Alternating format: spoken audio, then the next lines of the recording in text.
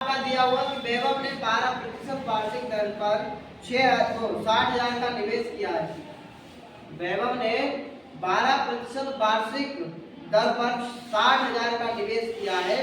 यदि ब्याज अर्धवार्षिक संयोजित होता तो ज्ञात कीजिए कि 6 महीने में कितनी राशि मिलेगी और एक वर्ष के अंत में कुल कितनी राशि मिलेगी।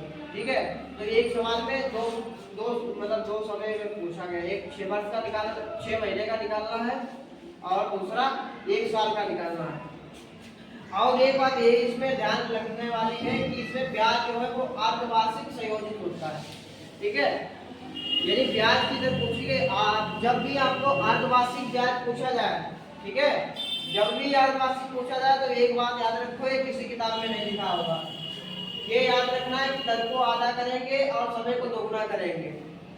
अब इसमें पूछा गया 6 महीने का, हमें निकालना है कि कितनी राशि मिलेगी। तो देखिए यहाँ पर मूलधन 60,000 दिया गया, दर 12% है और समय 6 माह पूछा गया है, 6 महीने।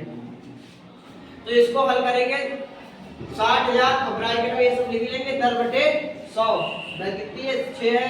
अब सर यहाँ पर तो दर 12 है, यहाँ पर 6 कैसे आ गए।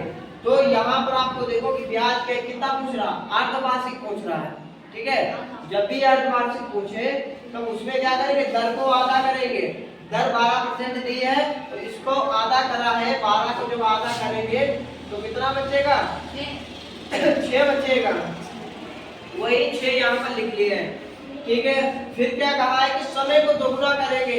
समय को दोगुना, समय दिया गया है 6 महीने, जब इसको दोगुना करेंगे तो हो जाएंगे 12 महीने। तो एक साल में कितने महीने होते, 12 महीने होते, इसीलिए यहाँ पर ये 1 वर्ष लिख दिया है। ठीक, अब इसको हल करेंगे 60,000 गुणे, अब देखो ये यहाँ पर कैसे आया, ये 2 से काट दिया, 2 तिया 6, 2 का पारा 3 बार पढ़ा 6 कट गए, फिर 2 का पारा 50 बार पढ़ा 100 कट गए। अब 50 से कम 50 और 3 53 बटे 50। यही अगर 1 साल का पूछा तो मतलब यहाँ पर 53 बटे 50, 2 साल का होता तो 2 बार 53 बटे 50 लिख देते। ठीक है, 0 से 0 कैंसिल। अब 5 के बाद काटेंगे, 5 एकड़ 5 और 12 पंचे 60 या एक बार में काट लो, 5 एकड़ 5 बचेंगे यहाँ पर 1, 5 गुना 10, 2 जीरो बचे, 2 जीरो नोट कर लेंगे। ठीक है, अब 1200 गुणे 53 आ गए। इसको डायरेक्ट कैसे हल कर सकते हैं, 2 जीरो लिखे हैं तो सबसे पहले 2 जीरो यहाँ पर नोट कर लेंगे। ठीक है, फिर 12 का 12 3 बार पढ़ेंगे, 12 3 36 के 6 हासिल लगे 3, फिर 12 का 12 पढ़ेंगे 5 बार, 12 पंचे 60 होते, 3 हासिल वाले जोड़ लेंगे 63, कितने 63। ठीक है, अब ये 63,600 रुपया ये कुल राशि प्राप्त हो गई है, कितने में, 6 महीने। ठीक है, अब दूसरा जो समय उसमें दिया गया था वो दिया गया था 12 माह, कितना 1 साल है, 12 माह कितना दिया गया, 1 साल। सवाल में 1 साल दिया गया, 1 वर्ष दिया गया। तो देखिए अब दूसरा जो है इसमें पूछ रहा है 1 वर्ष। ठीक है, अब हम 1 वर्ष का निकालेंगे। अब कंडीशन यही है, ब्याज किसमें है, अर्धवार्षिक, ब्याज अर्धवार्षिक पूछा गया है। तब जब अर्धवार्षिक पूछा गया है, ये तो हमने 6 महीने वाला निकाला है। अब जब 1 साल वाला निकालेंगे तो उसको कैसे निकालेंगे, उसको भी ऐसे, कितने मूलधन पर, 60,000 पर। ठीक है, आपको मालूम है दर बटे 100 और इधर समय होता है, समय एक में डिनोट कर देंगे।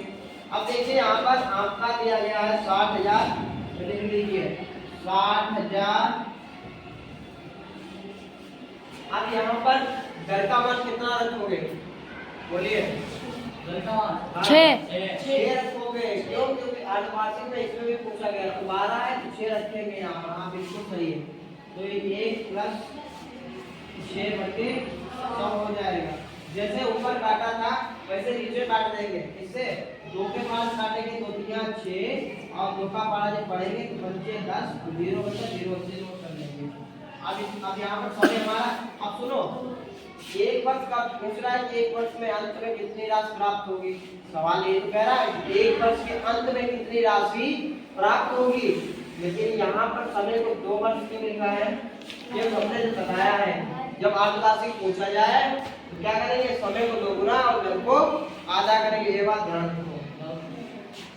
अब वो हल कर लीजिए इसको, यहाँ पर नोट कर लो 60,000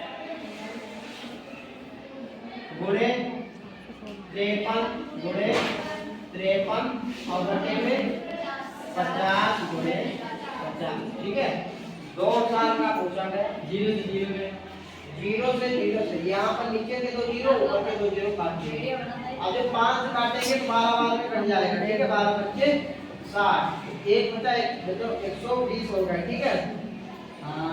अब हम और उसको 5 से काट सकते हैं कि नहीं काट सकते? हाँ, बिल्कुल काट सकते हैं। 5 इक्कन 5 गुना 10, 5 चक्कू 20, 5 का पड़ा 2 बार में 10 चले गए, बचे यहाँ पर 2 हो गए 20, 5 चक्कू 20, यानी 5 का पड़ा 24 बार पड़ा 120 खत्म।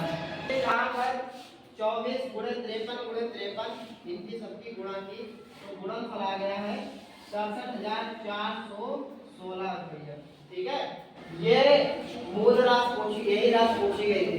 तो आधे साल की इतनी निकली और 1 साल की इतनी राशि निकली है। ठीक है।